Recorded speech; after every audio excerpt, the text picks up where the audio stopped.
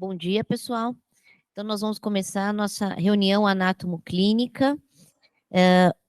Temos o Dr. Fernando Campos, médico assistente da divisão de clínica médica, que vai discutir o caso clínico. O professor Dr. Aloísio Felipe Silva, médico patologista, chefe do Serviço de Anatomia Patológica do HU USP e professor do Departamento de Patologia da FM USP. E o Dr. Roniel Moraes Albuquerque, R2 da Patologia da Faculdade de Medicina da USP. Vamos dar início. Obrigada.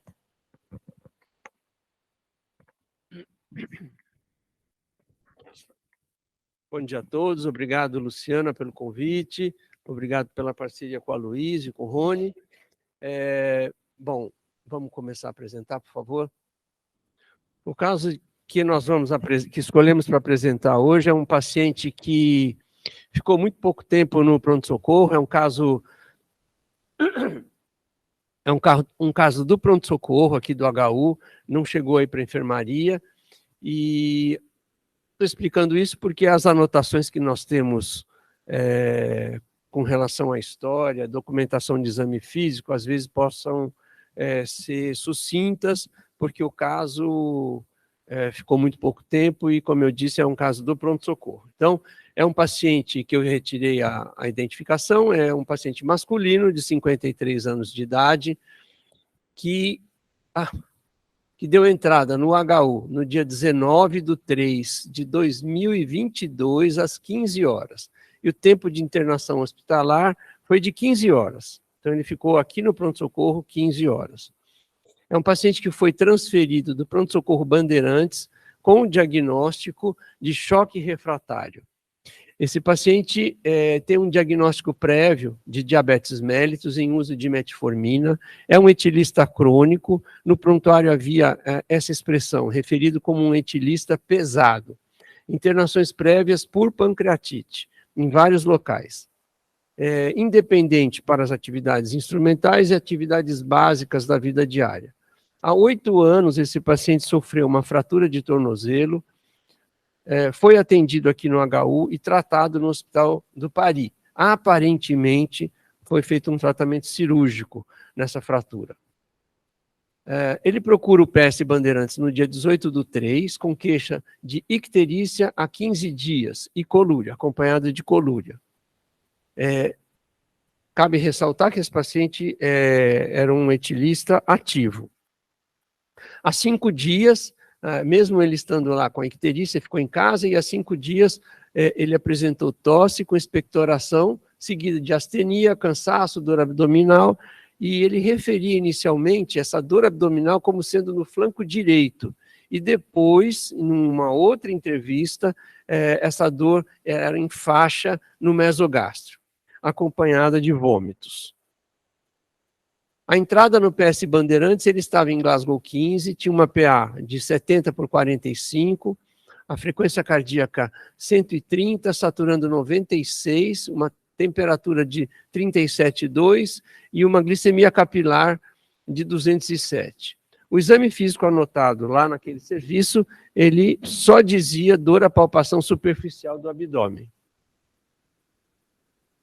Os exames laboratoriais também do hospital, lá do pronto-socorro Bandeirantes, ele já apresentava uma acidose metabólica, 7,24 de pH com BIC de 6, um potássio de 4,9, uma hemoglobina de 8,9, leucócitos de 18.950, plaquetas de 101.000, INR de 7,17 e um TTPA de 2,54. A bilirrubina total de 4,6, a direta de 3,9, a TGO de 58, a TGP de 38, a amilase de 98 para o normal, lá de 30 a 110, e a lipase de 10 para o normal de 23 a 300. Uma ureia de 20 e a creatinina de 0,2. Foi solicitado uma tomo de abdômen, que esse paciente foi transferido do PS Bandeirantes até o Hospital Sorocabano, e o resumo que nós tínhamos, né, a imagem infelizmente não foi possível, de um derrame pleural bilateral, sinais de pancreatite crônica, não dizia quais eram os sinais. Esteatose hepática, nefrolitíase à esquerda, uma ateromatose aortoilíaca, um espessamento parietal das alças colônicas e um alargamento do canal inguinal bilateral. O tratamento inicial desse paciente no pronto-socorro Bandeirantes foi expansão do volume extracelular com salina e soro glicosado. Ele recebeu ceftriaxona, metronidazol e foi ligado uma bomba com noradrenalina. Não tínhamos a dosagem. E ele foi transferido como vaga zero para o pronto-socorro cirúrgico do HU com diagnóstico de pancreatite crônica agudizada, choque refratário, inanúria e necessitando de suplementação de O2 por catéter. Ele chegou aqui no HU às 15 horas do dia 19/3. Aqui no HU, a esposa referiu um episódio de melena, certo? Eu vou abrir um pouquinho aqui para o auditório, se alguém quiser fazer alguma consideração a respeito de hipóteses diagnósticas.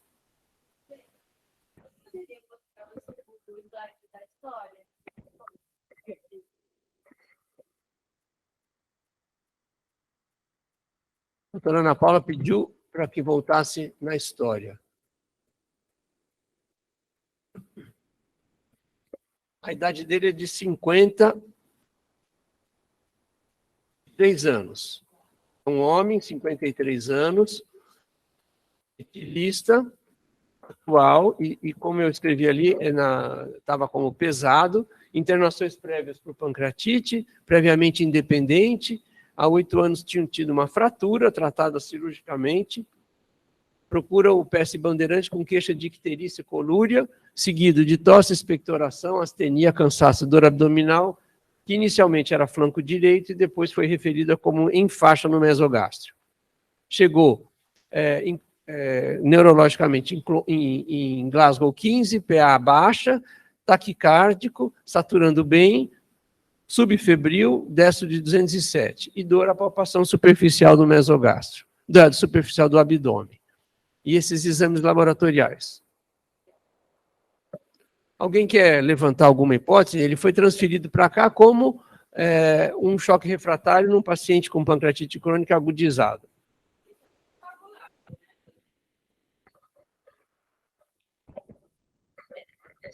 Não, só chamar a atenção que ele estava incoagulável, né? As duas vias totalmente não coagulavam e um pouco plaquetopênico, né? Etilista, uma hipótese boa aí de pancreatite, né? Evoluindo com piora, uma agudização com uma grande piora, é uma hipótese para ele. Obrigada. Outra hipótese seria uma insuficiência hepática, né? Mesmo por conta uma hepatite alcoólica, que começou com a icterícia e ele tem INR bem alargado, né? Só estranho ele chegar em Glasgow 15, né? E tem também, deve ter uma infecção associada, né? Tem leucocitose, tem tosse, né? Eu colocaria insuficiência hepática por hepatite alcoólica e uma pneumonia, por exemplo. Sim, agora, sim. Eu acho que pancreatite agudizada não parece pelos exames. Agora, ele pode estar séptico, por isso essa coagulação não coagulável. Uma hepatite colestática, né? Porque as custas de direta, não tanto de aumento de enzima. Quando o doutor começou o caso, então, um paciente etilista que começa aí com um quadro de dor abdominal e icterícia, também pensei que poderia ser um quadro de hepatite etilista ativo, talvez uma hepatite alcoólica a princípio. Nos exames também me chamou a atenção que ele está plaquetopênico, com INR alargado, a bilirrubina aumentada, sinais aí de insuficiência hepática, de fato, como a doutora falou. Que eu pensaria a princípio que poderia ser por uma própria hepatite mesmo, evoluindo aí com uma insuficiência hepática, mas ele não tem outros exames aí que corroborassem, assim, né, com o diagnóstico de hepatite. Então, será que essa insuficiência hepática é o diagnóstico primário dele, que desenvolveu por algum outro motivo, né? Então, não sei, não tem uma amilase também muito elevada, nem uma lipase, para eu pensar em uma pancreatite aguda, mas ele tem esse derrame pleural, então minha hipótese vai mais de acordo com o que a doutora falou. Será que é alguma infecção que está com alguma disfunção orgânica evoluindo com uma insuficiência hepática no paciente que já tem uma disfunção hepática prévia? Inicialmente eu penso isso. A outra coisa que chamou a atenção foi a tomografia, espessamento de alça, né, intestinal, ele tem também. E aquilo que ele fala da região inguinal é o que é, né? Eu entendi que sim, Ana Paula. Tá bom. Alguém mais quer fazer algum Eu comentário? queria só falar que o diabetes, eu não tenho nenhum exame laboratorial de qual é a glicose dele, você Tem uma sabe? glicemia capilar, Beth, de 207. Tá.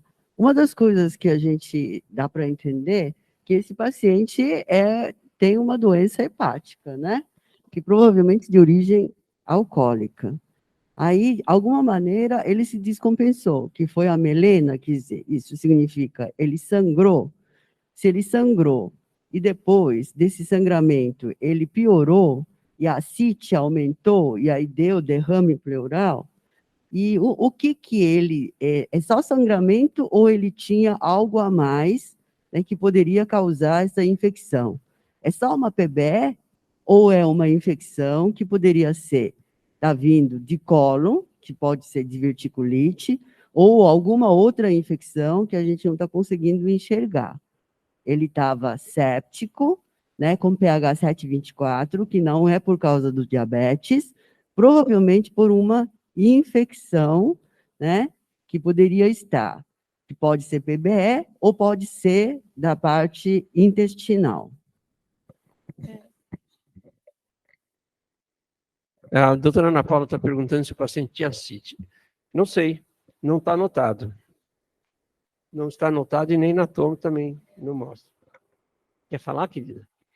Como foco infeccioso, eu tinha pensado numa colangite também, que ele estava ictérico, com colúria, tinha dor no hipocôndrio direito, e aí poderia explicar essa descompensação do quadro de base dele também, a sepse e a insuficiência hepática que ele já apresentava. Pacientes hepatopatas têm mais cálculo biliar do que pacientes não hepatopatas, né? Bom, Uma das coisas que a gente está esquecendo, não tem urina 1, mas ele tem um cálculo renal também, né? Então, a infecção urinária também poderia ser uma das coisas que poderia ter descompensado esse doente.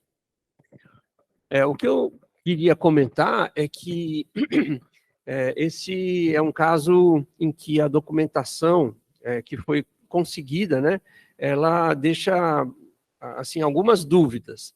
Então, primeiro, um pouco antes disso, é um paciente que tem esse diagnóstico de etilismo, e um etilismo referido como pesado. A gente não sabe o que é isso, não foi quantificado, e tampouco o tempo do etilismo.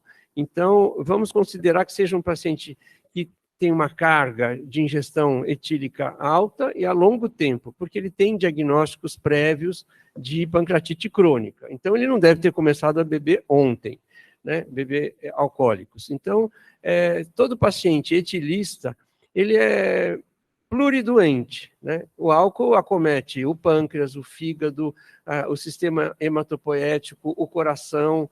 Assim, existe uma gama de comprometimento mórbido no paciente etilista, que às vezes a gente foca numa coisa e, na verdade, ela é plurifatorial. Então, eu acho que aí do que a gente tem, a gente não sabe se esse paciente tem ascite ou não, parece que não, pela tomografia e pela ausência A gente não sabe se ele tem circulação colateral, né, no exame físico, a gente não sabe se ele tem estigma de insuficiência hepática, como, por exemplo, o que a doutora Luciana falou, de Asterix ou alguma coisa assim, ele está com Glasgow 15, mas depois ele chega aqui no HU já com Glasgow 13, então foi uma deterioração rápida, foi pelo quadro hemodinâmico ou foi porque anteriormente tinha sido mal avaliado?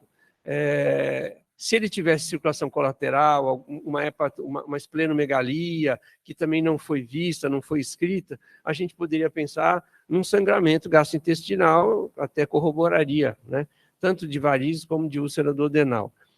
Outra coisa que a gente também não sabe, ele é um paciente que tem um coagulograma desse jeito e não tem assim anotado se ele tinha sufusões hemorrágicas, alguma coisa na pele, que pudesse nos ajudar a quantificar a insuficiência hepatocelular desse paciente. A gente está vendo mais exame laboratorial do que o exame clínico. Enfim, me chama a atenção essa hemoglobina baixa do paciente, né? Por que ele está com essa hemoglobina baixa? Ele sangrou ou ele tem uma depressão da medula pelo álcool?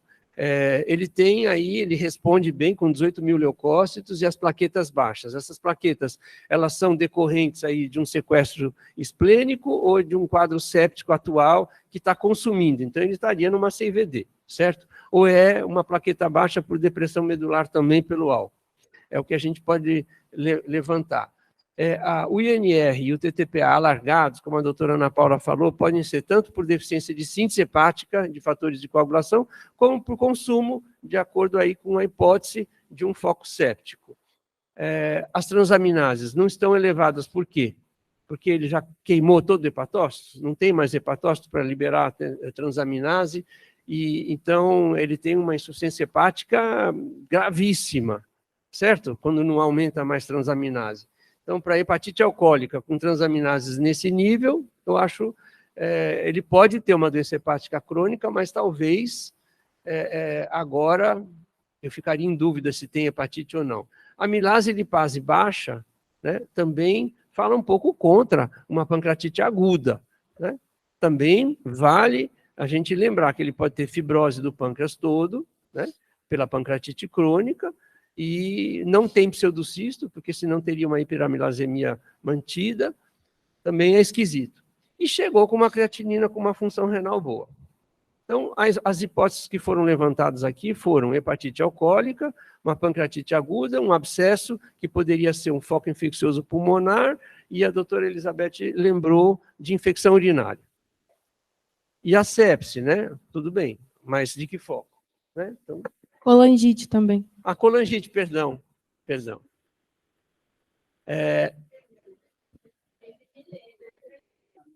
Teve uma história certo. Então, essa tomografia, ela ajudou muito pouco, né? Porque foi isso que foi relatado. A gente, como foi um encaminhamento, aí não se fala, quer dizer, fala da esteatose hepática, mas não se fala do tamanho do fígado, se ele estava aumentado, se não estava, se é um fígado cirrótico ou não. Essa nefrolitíase à esquerda está aí. Será que é um cálculo intraparenquimatoso? Será que é um cálculo piélico com obstrução da via urinária?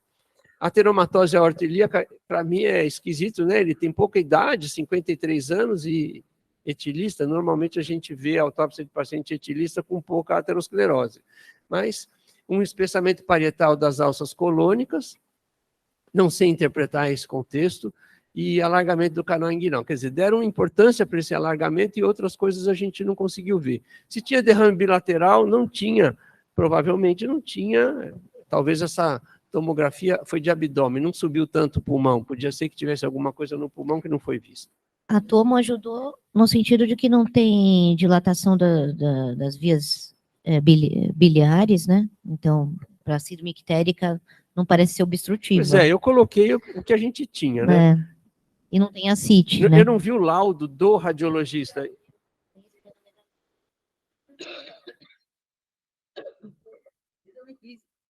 Exame físico de entrada do HU, que poderia ajudar muito.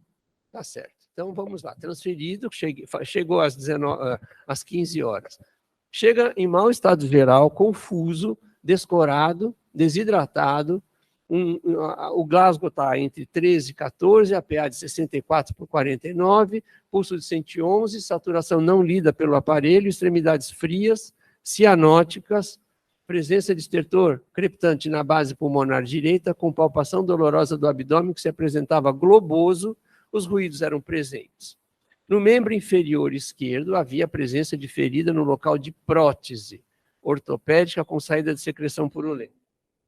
Deixa eu só ver o próximo. São exames laboratoriais. Eu já vou passar. No HU, a hemoglobina era 8,7, leucócito de 20 mil com desvio até metamielócito, plaqueta 127 mil. INR de 8, TTPA, UR de 2,53. PCR de 208, creatinina, ureia de 25, creatinina de 3,55, um sódio de 136, potássio de 5,9, cálcio bem baixo, calciônico, perdão, 0,75, magnésio de 0,8, também, bilirrubina de 3,97, direta de 3,14, as transaminases, talvez a TGO levemente, a fosfatase alcalina e gama-GT elevadas, gama-GT de 1111. Amilase de 136, agora sim um pouco aumentada para o nosso método, e a lipase de 4, não aumentada. E mantendo aquela acidose metabólica. Deixa eu só ver o próximo. Bom, mudou alguma coisa? Alguém quer acrescentar? Mantém o padrão. Alta em bilirrubinas à base de direta, né? Então, ele não sobe a enzima, mas as canaliculares estão alteradas, né? IPCR estourado, continua incoagulável, piorou o desvio. Então, continua na linha sepse. Agora apareceu mais um foco, né? A infecção da ferida operatória, é isso? Foi relatado no exame físico. Não sei o que aquilo significava. Acho que agora fechou, né? Provavelmente não examinaram a perna antes, né? Porque acho que a perna é o foco da disfunção de múltiplos órgãos aí por conta de uma infecção grave da perna, eu acho. E ele não foi coberto lá, estava só com Rocefin, né? Não estava com... Alguém quer? Voltar um slide? Só para ver o exame físico quando eu tinha visto a parte. Esse aí? Esse que você queria? Muito chocado, né? O rim piorou muito. Tá péssimo, né? Há 8 anos atrás. Deve ser uma osteomielite crônica. Deve ser uma osteomielite crônica. Mas que agudizou, né? Com tanto pulso. Bom, essa coisa de você ter uma prótese ortopédica com saída de secreção purulenta, a gente poderia achar que poderia ser uma coisa bem crônica, osteomielite crônica, que não precisa ser agora a infecção. Aqui tem uma presença de esclerotio crepitante na base direita. Será que era uma coisa muito importante? Ou aquela barriga globosa é presença de ascite com hepatomegalia ou com pancreatite, que eu não sei se tem cálcio, tudo, que é necrotizante? Então, a gente fica meio sem saber, mas o que a gente sabe que ele está em séptico, chocado, né? E com perda de múltiplos órgãos, precisa ir para UTI ou ele vai morrer, né? Aqui, o que eu chamaria atenção, né? Eu acho que o exame clínico só chamou atenção, Duda, que o paciente piorou, apesar de estar com a noradrenalina, fez a expansão, é um choque refratário realmente, e não sei se a dose da droga vasoativa, se a quantidade de volume que foi feita estava correta, adequada, mas o paciente piorou do nível neurológico, ele piorou da perfusão periférica, que antes parecia estar bem, né? Tinha até pegava a saturação e agora não pega, e apareceu aí a palpação dolorosa do abdômen com o abdômen globoso, que a gente não sabe as custas do que é esse abdômen globoso, e a estertoração na base pulmonar direita. Não sabemos também se houve a piora neurológica, alguma aspiração, alguma coisa que pudesse explicar. Enfim, essa ferida também na prótese ortopédica, eu também acredito que, como foi operado há 8 anos, não sei se teria que ver. Né? Acho que dizer que que não é, eu teria que ver a quantidade, como que estava a perna em volta das... Às vezes tivesse uma necrose, enfim.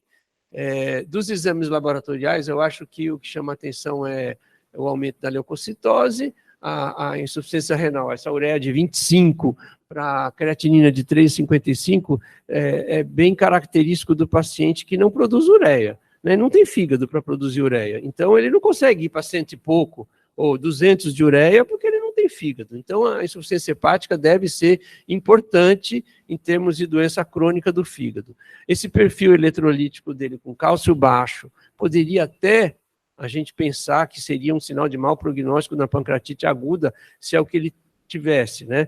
A saponificação da gordura na pancreatite aguda consome bastante cálcio, então a gravidade da pancreatite necrohemorrágica aguda, ela acompanha de hipocalcemia. Podia ser isso, ou poderia ser também, você vê, ele tem um magnésio baixo. Pacientes alcoolistas crônicos costumam ter magnésio baixo, tá certo? e também o potássio, só que não é o caso nesse paciente. Como a Ana Paula falou, as enzimas canaliculares estão elevadas, ele era um etilista ativo, e aí apareceu uma amilase alta. Então, eu estou achando que talvez essa amilase sem lipase possa ter até um pseudocisto, alguma coisa. E continua acidótico, né?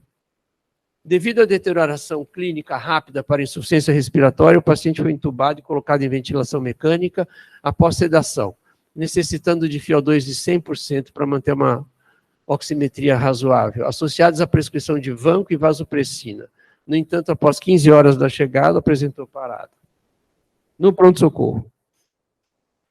Então, vamos ver o que é um caso que a gente discutiu várias hipóteses, e se a gente tivesse dado o atestado de óbito para esse paciente, certamente, né, eu acho que seria um atestado de óbito impreciso, né? Não teria precisão. A gente poderia colocar várias causas que seriam aceitas, mas a precisão estaria longe. E então eu defendo, doutora Luiz também, que sejam realizadas as autópsias, ainda mais num hospital-escola, né? Porque o que a gente daria aí? Sepse? Pode ser. Causa, morreu de quê? De sepse. Agora, a segunda linha, sepse da onde? Entendeu? Ele tinha uma pancreatite aguda, ele tinha hipertensão portal, ele tinha sangramento digestivo, será que ele estava sangrando e o sangue estava dentro do tubo digestivo, ainda com 8 de hemoglobina? Então, eu acho que a autópsia estava muito bem indicada nesse caso. Então,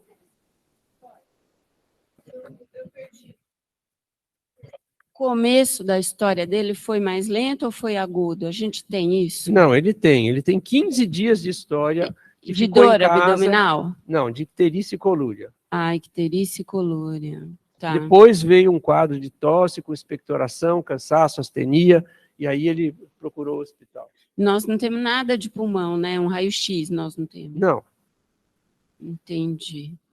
Tá, obrigada. como eu disse, essas transferências vaga zero, elas são acompanhadas de um diagnóstico. E esse diagnóstico nem sempre é um diagnóstico confirmado, pode ser um diagnóstico criado para... Né? Era um doente grave, sem dúvida nenhuma. Né?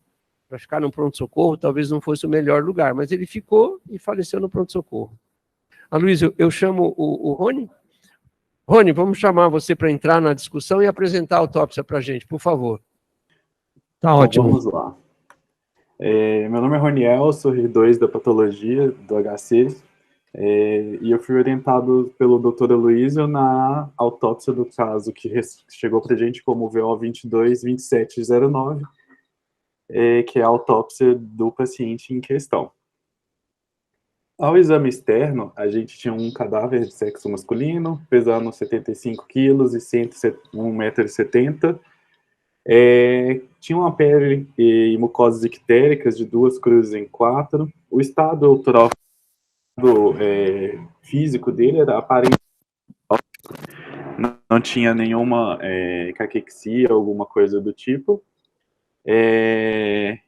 Ele apresentava uma placa hipercrômica e violácea descamativa em região sacral, que se estende até a fenda interglútea, que era a nossa consideração de que era uma escara de decúbito já cicatrizada, não tinha nenhum sinal infeccioso, e uma lesão em perna, em local de cirurgia prévia, que tinha um aspecto crônico também.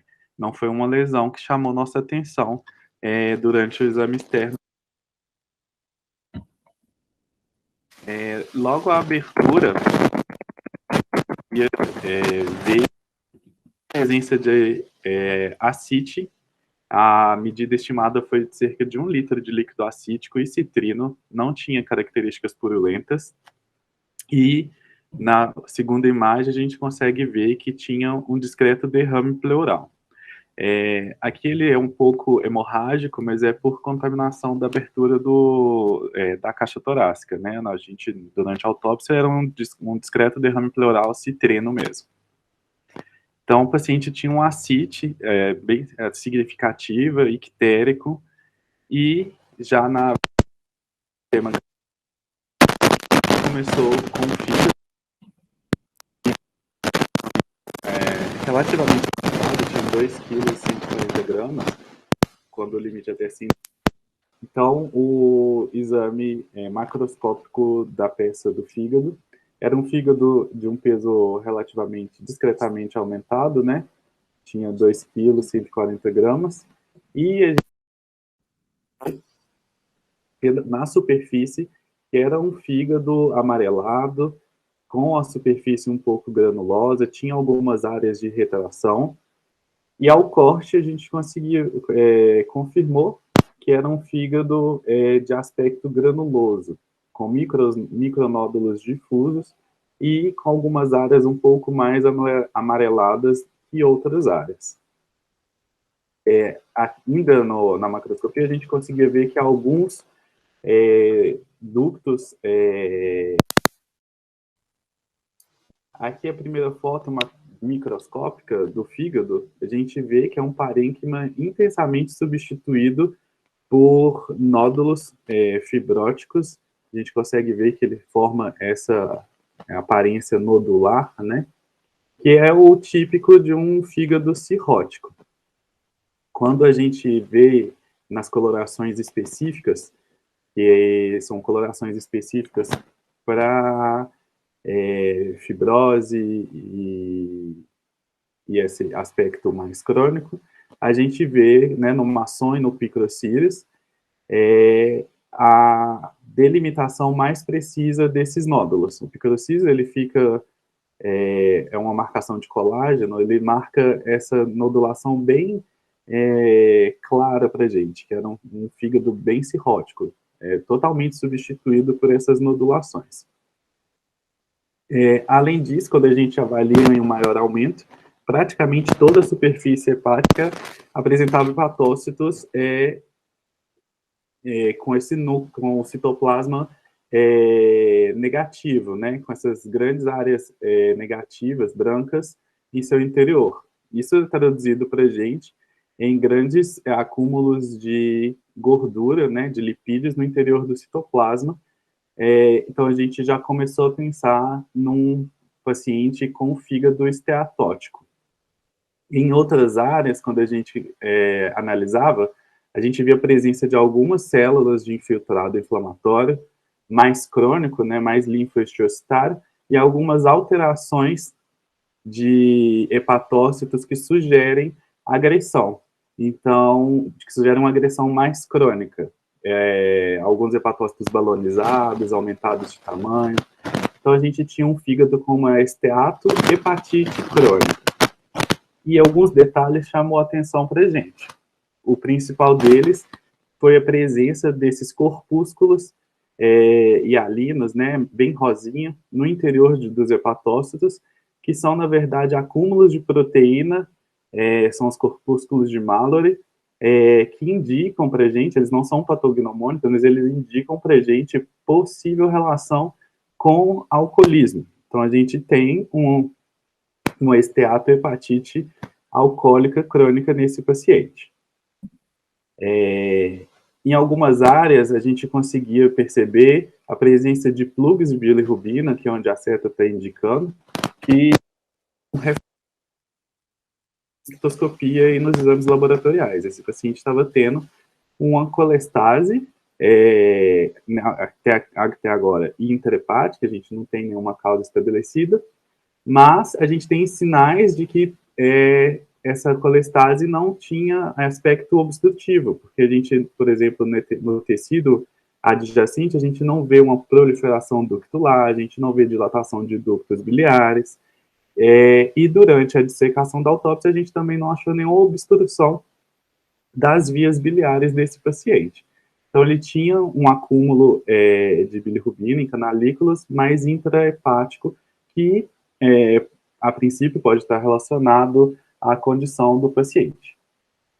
No sistema gastrointestinal ainda, como eu disse, a gente tinha ductos biliares intra- e extrahepáticos sem dilatações ou obstruções, e a gente tinha um pâncreas, que é o que a gente vê na foto, completamente atrófico. Era um pâncreas que, apesar do peso dele ser um pouco bem maior, né, do que o valor de referência, Isso pode ter se refletido pelo processo de substituição por fibrose ou lipossubstituição que a gente observou na análise macroscópica. Então, era um pâncreas que tinha grande substituição por fibrose, as ilhotas pancreáticas ou as glândulas exócrinas estavam completamente atróficas. Em algumas áreas a gente não conseguia nem perceber esses elementos, a gente percebia apenas ductos. E um achado interessante foi a presença desses plugs eosinofílicos, né, dentro de um canalículo, que é o que a seta está mostrando para a gente, que também é um achado indireto de pancreatite crônica, muito identificado em pacientes com alcoolismo. Então, um achado que sugere possivelmente uma pancreatite crônica relacionada ao alcoolismo. No sistema gastrointestinal ainda, o exame do estômago, a gente percebia a existência de algumas varizes amarela, e a gente confirma na histologia, nas setinhas vermelhas, a presença dessas dilatações, dessas ectasias dos vasos de submucosa. Então, esse paciente tinha varizes esofágicas discretas, não era nada que chamava atenção ou que se estendia mais proximal no esôfago, né? Mas ele tinha essa condição também. A gente não achou em nenhum momento áreas de hemorragia, nem no estômago, nem no intestino delgado ou colo, que pudesse justificar, por exemplo, uma hemorragia digestiva alta para esse paciente. O sistema urinário, a gente tinha os rins de tamanho discretamente aumentado, de peso discretamente aumentado. O rim esquerdo apresentava um pequeno hematoma próximo ao hilo, nada que refletisse nas características renais, pode ter sido algum hematoma relacionado, por exemplo, ao estado incoagulável do paciente, e na avaliação ao corte, a gente percebia que tinha algumas áreas heterogêneas, onde a seta amarela indica para a gente, que a gente não conseguiu macroscopicamente definir o que é. Poderia ser alguma área de necrose, alguma área de infecção, alguma coisa assim. Mas a gente conseguia ver que era um rim que não tinha uma boa diferenciação córtico-medular. A gente não tinha bem era um rim meio pálido, não tinha essa diferenciação que a gente costuma ver no rim normal. Na análise microscópica, a gente já vê em menor aumento nessa visão panorâmica e o parênquima renal tem algumas áreas um pouco mais, algumas áreas que se destacam, umas áreas mais basofílicas, e a gente em menor, e que também eram múltiplas, várias áreas repetiam no parênquima hepático dos dois lados, no parênquima renal bilateralmente, e que ao menor aumento a gente conseguiu identificar como um processo infeccioso agudo, com vários elementos agudos de neutrófilo. Então, a gente definiu como vários focos de abscessos em parênquima renal.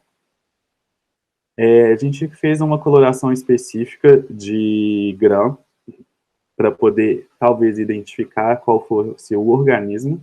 E a gente, nessa fotografia, a gente consegue ver que várias áreas têm alguns agrupamentos de bactérias um pouco mais avermelhadas. Se a gente vê aqui nessa foto que é mais de perto, a gente vê esses aglomerados de bactérias que foram bactérias gram-negativas, né? Elas ficaram um pouco mais avermelhadas no nosso Gram. Então, esse paciente tinha múltiplos focos de abscesso infecciosos agudos por gram-negativo no parênquima renal.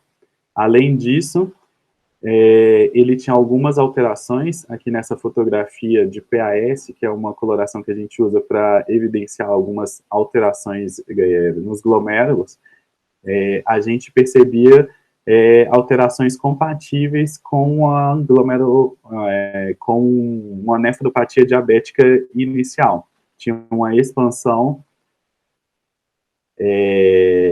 tinha expansão mesangial e também proliferação mesangial. Algumas áreas chegavam a formar esboços nodulares, que são os nódulos de Kirmest-Wilson, mas não era nada tão significativo. Então, a gente acreditou que fosse um processo, um rim do diabético em fase mais inicial. Ainda no sistema urinário, a bexiga, a gente tinha uma bexiga com mucosa trabeculada, sem lesões macroscópicas, e a gente não conseguiu identificar nenhum foco de infecção aguda no parênquima da bexiga, somente cistítica crônica, sem nenhum significado. O sistema respiratório, então, a gente encontrou pulmões de peso normal, né? Logo na inspeção, a gente percebeu a presença de edema agudo de pulmão, não tão pronunciado, mas a gente via a presença desse edema na traqueia, que é onde a seta amarela evidencia para a gente, e em algumas áreas, em alguns lobos pulmonares, que estavam mais vinhosos, mais congestos, e que a gente percebeu na microscopia, a gente vai ver um pouco mais na frente. Essa fotografia não tá tão boa quanto as outras, mas a gente consegue perceber que dentro desse bronquíolo existem elementos de broncoaspiração. Então, provavelmente, esse paciente broncoaspirou. A gente vê epitélio, vê colônias bacterianas, são elementos que são compatíveis na autópsia com broncoaspiração. Além disso, a maior parte do parênquima era um parênquima com presença de dano alveolar, ele tinha formação de membrana hialina, era um parênquima um pouco mais atelectásico, os alvéolos estavam mais próximos um do outro, mas com extensa presença de membranas hialinas, que são o que as setas vermelhas estão evidenciando para a gente. Além disso, que a gente tinha visto, ele tinha um considerável edema pulmonar, a gente vê aqui como os alvéolos preenchidos por esse material eosinofílico mais clarinho, parecendo uma espuma no interior dos alvéolos. Além disso, a gente identificou algumas células, essas células um pouco amarronzadas, que a seta evidencia, que são para a gente células que a gente denomina como células do vício cardíaco. São macrófagos com hemosiderina, que indicam para a gente que esse paciente tinha algum reflexo de congestão passiva crônica. Então, esse paciente tinha uma congestão passiva crônica, às vezes fazia um pouco de sangramento mínimo para dentro do alvéolo, esses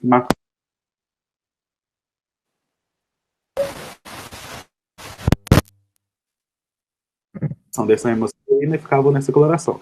Então, é um paciente com uma condição pulmonar já debilitada, numa reserva pulmonar um pouco menor, por causa dessa congestão passiva crônica, né? Algum reflexo do que a gente pode ver, talvez, no sistema cardiovascular.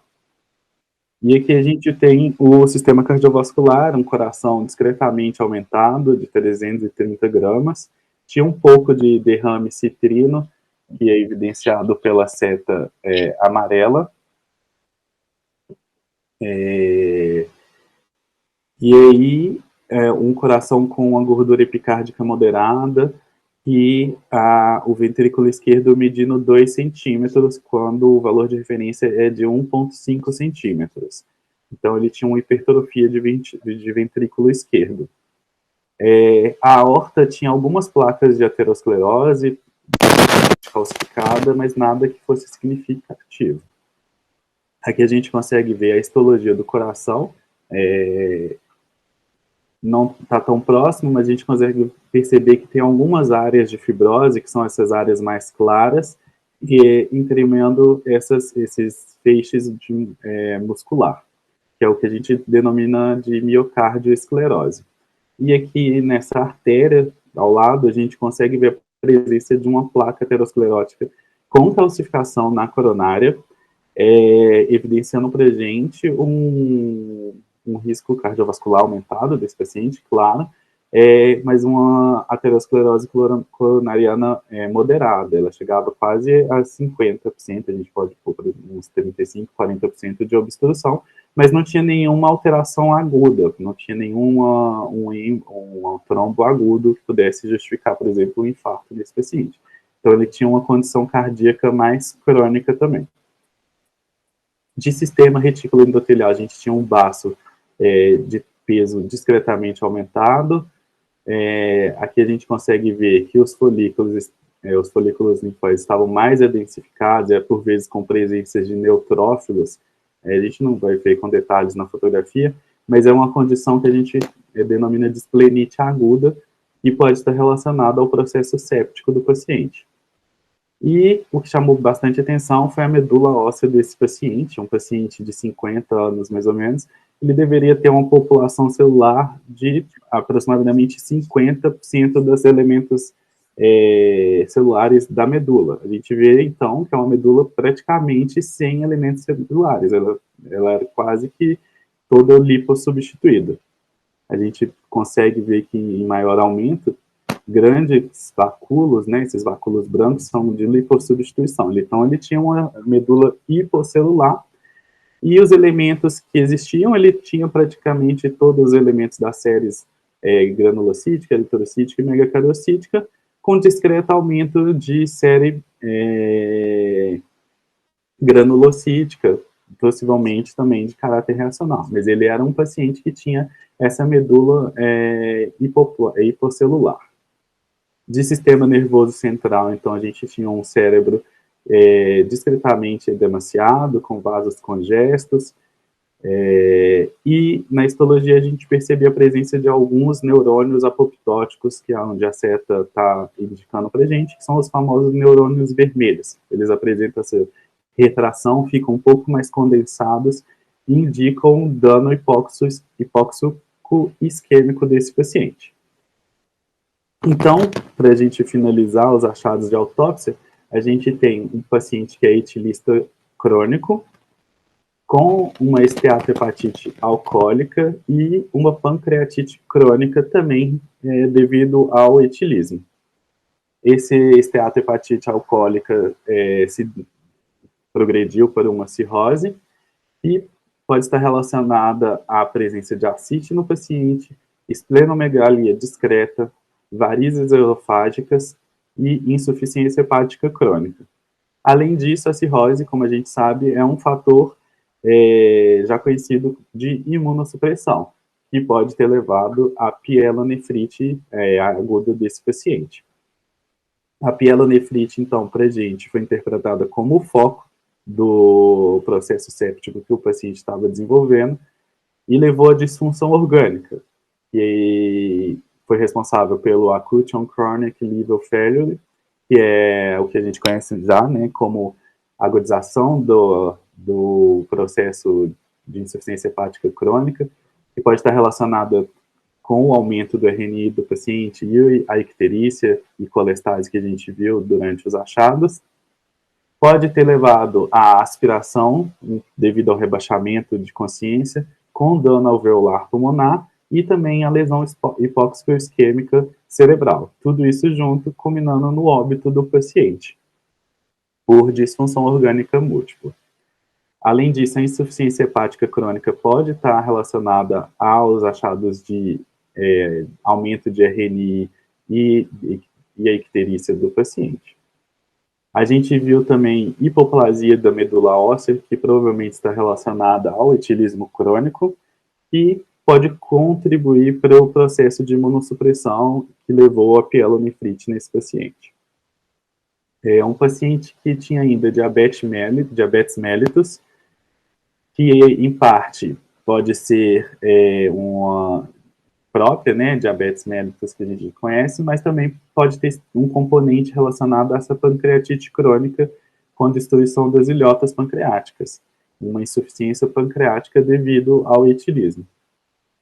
E culminou em uma nefropatia diabética em estágios iniciais, que a gente viu na autópsia. E também pode ter contribuído na aterosclerose generalizada desse paciente. E ainda pode ter participação nesse estado de imunossupressão que levou ao quadro final que a gente encontrou nos achados, né? A aterosclerose generalizada pode justificar, principalmente pela aterosclerose de coronária, a presença de hipertrofia do ventrículo esquerdo e a congestão pulmonar que fazia com que esse paciente tivesse uma reserva pulmonar um pouco mais debilitada e pode ter facilitado a disfunção orgânica desse órgão.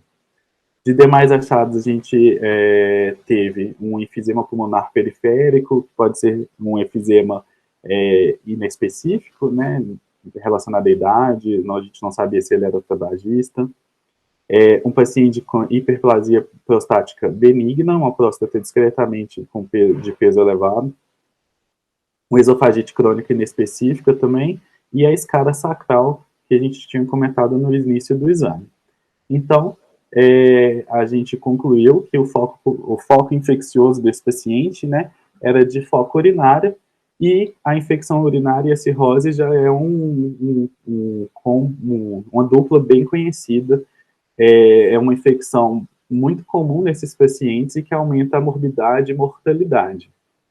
Se a gente vê nesse exemplo aqui, a cirrose, nesse gráfico, nesse esquema, a cirrose, ela pode gerar predisposição genética, pode alterar a disfunção, pode gerar disfunção da barreira intestinal e reduzir os mecanismos de defesa desse paciente, que vão levar à bacteremia devido a algum processo infeccioso, e esse paciente vai responder da forma que a gente já conhece, como dano renal, agudização do dano hepático crônico desse paciente, dano cerebral, como encefalopatia hepática, e várias outras complicações, danos de coagulação, como coagulação intravascular, insuficiência respiratória, e o choque séptico, que está relacionado à morte do nosso paciente. A infecção urinária, ela é a segunda causa mais comum de infecções em pacientes cirróticos, né? E a infecção, em geral, é responsável por 30% a 50% dos óbitos de pacientes com cirrose. Então, é uma causa que a gente tem que sempre estar atento nesses pacientes. Os principais organismos são bactérias gram-negativas, E. coli, Klebsiella, e que pode ser compatível com o que a gente achou na nossa autópsia, né? A gente viu que tinha presença de bactérias não coradas ao grams. E aqui eu trouxe para a gente ver que esse gráfico é de um estudo que mostra para a gente a mortalidade depois de uma infecção de trato urinário em pacientes com cirrose. Então, só de ter tido uma infecção de trato urinário já diminui, né, a sobrevida desses pacientes significativamente.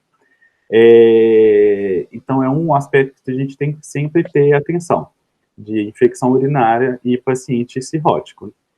No caso do nosso paciente, era uma infecção urinária ou de algum outro sítio que possa ter evoluído para uma pielonefrite e que acabou combinando com um processo séptico e de disfunção orgânica que levou ao óbito do paciente. Era esses achados de autópsia que eu tinha para compartilhar com vocês. A gente pode abrir para discussão.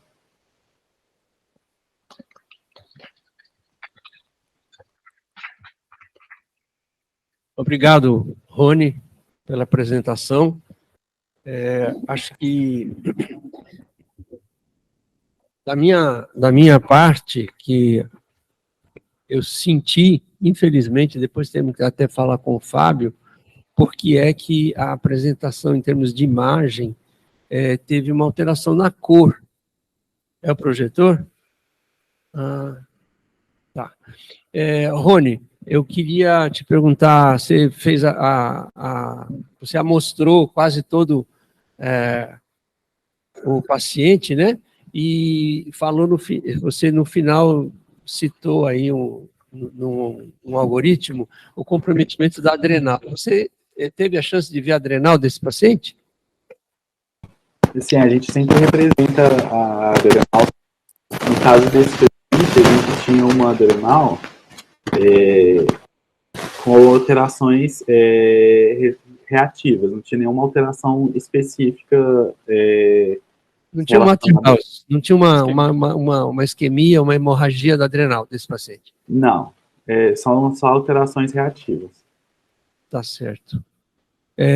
Achei interessante também o achado da medula óssea, né? Um paciente com 50 anos com aquela medula, e é um caso que representa bem a doença do alcoolista, né? Que é muito rica em comprometimento de vários órgãos, né? Tá certo, acho que eu não tenho nada a acrescentar. Luísio? Vou comentar depois. Alô, estão ouvindo aqui? Obrigado, Rony, pela apresentação, Fernando, pelo caso. Alguns comentários rápidos, mais gerais aqui da patologia e das autópsias em si. Quando o Fernando primeiro, por que a gente trouxe esse caso? Porque primeiro, a gente não seleciona muitos casos. Eu acho que essa é uma mensagem.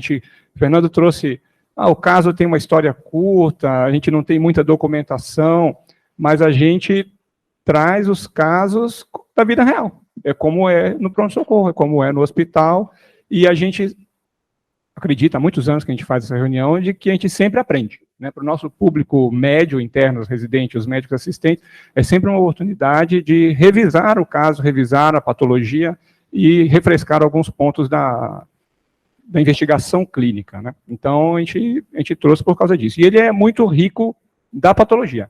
É um paciente que tem doença demonstrável, documentada em vários órgãos, e traz uma cadeia fisiopatológica que o Rony mostrou no final, muito interessante, ilustrativa e educativa para o nosso público.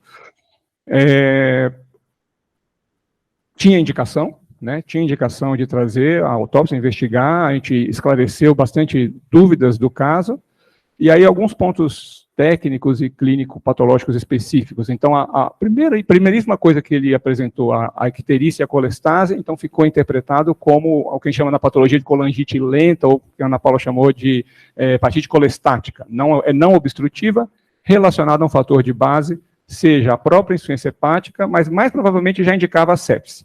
Então, é uma insuficiência hepática, uma descompensação. Quando a gente vê isso em biópsia, a gente pensa que o paciente pode estar séptico. O foco infeccioso principal, lembrando que a autópsia a gente vê foto, não está vendo o filme, então naquele momento é um foco urinário.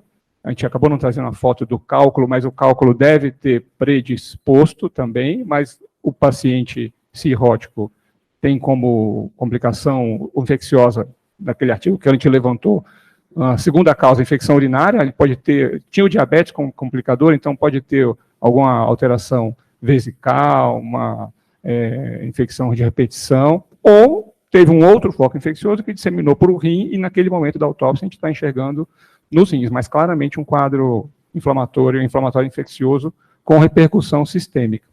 Eu acho que dos comentários da autópsia eram esses, e das alterações patológicas, acho que a gente pode abrir para dúvidas que ainda ficaram na clínica, para depois encerrar. Eu achei curioso, na verdade, ser uma pyelonephritite bilateral. Queria só fazer um comentário, na verdade, uma crítica para a gente. Esse paciente tinha uma doença estrutural grave, cirrótica, e ele ia morrer, mas entraram com vanco para ele. Se eu tivesse no pronto-socorro, olhando aquele abdômen, o quadro hematológico, eu cobriria, como eu não conto com o fator tempo, porque ele está muito grave, eu preciso atuar rapidamente. A hipótese de sepse era real, independente do foco, translocação abdominal era uma hipótese para ele, né? Eu vi que deram vanco. Ah, tá, eu ia falar cobrir tudo, né? Cobrir tudo na emergência. Ah, tá, veio tomanta, perfeito, perfeito. Tá bom.